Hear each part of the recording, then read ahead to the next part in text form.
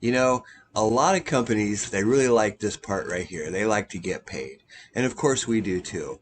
But more than that, we want to solve that problem so that they never have to have us come back or have anyone else come back. And that's what we do on every job. Let's take a look. It's been raining this morning, and you can see just within a few hours, water starts to run down along the footers here. You can see it all over here. Remember, this crawl space has been flooding since it was built, and she had so many people come out here and try to look at this, and no one would touch it. But it's really a straightforward job.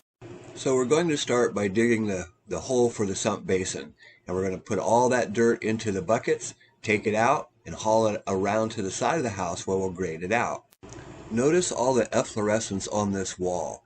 This crawl space has been flooding for so many years, and no one would come in here and fix this problem. Many questions about should you waterproof the interior or the exterior. Well, I just posted a video where we were up in Maryland, and you saw the stress crack. That's the time that we want to waterproof on the outside. So we've got a really nice, good, clean, deep hole for our pit. We just drop our pit down in there, and you notice that I put the inlet on this side to allow, for expansion, to bring a new footer tile, which is gravel perforated pipe, down into the pit. Because remember that we've got water up there, and he may want to put a footer tile that comes along the footer, the inside perimeter, and bring that right over here to the pit. So next we're going to go ahead and core through this foundation wall. This is 1 brick thick, and then there's 2 block that total 8 inches thick. So we're going to go through about 12 inches, and our core drill is only 8 inches deep, so we're going to have to go through from the other side. I already made the measurements. I want to come through right here.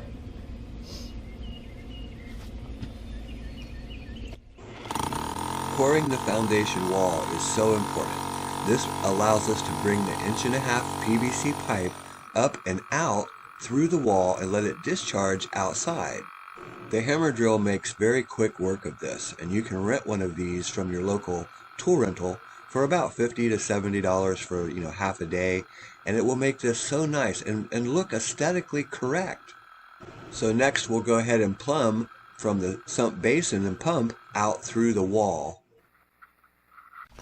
So we've got our discharge line coming through the wall, and now we're ready to go ahead and put the sump pit back in here.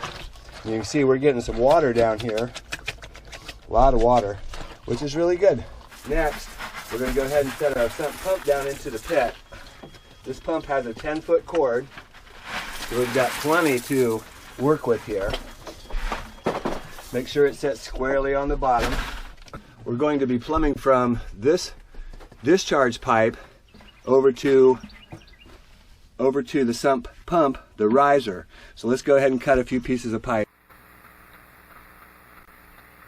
Okay, so now we're ready to plumb this up. Remember, we're going to have to put our no-hub band on here. So let's go ahead and hook up the check valve first. Make sure that you get all the way into that rubber piece.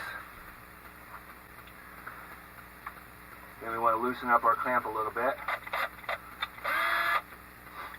Slide it down over the hard rubber, and we're going to tighten that up with a 5/16 inch drill bit. It's as tight as that drill can make it. Now we're ready to put our 90 on. So let's take a look. You can see our pump sitting in the bottom of the pit. That's going to come up. We'll put a 90 on here, and this is going to fit perfectly together. So let's go ahead and glue that last piece together. We're ready for our Oatly medium bond cement. Put that on there. Now all we're going to do is just push down on the pump, because the check valve can come apart a little bit, and push that right together. There we go. Through the wall,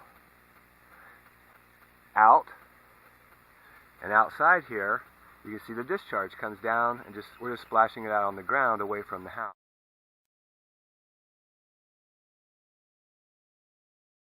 small base of gravel down in the bottom of the footer tile, or the perimeter tile, the trench that we're going to lay our perforated pipe in. And we're going to go ahead and connect that right here to the nipple that we cut off.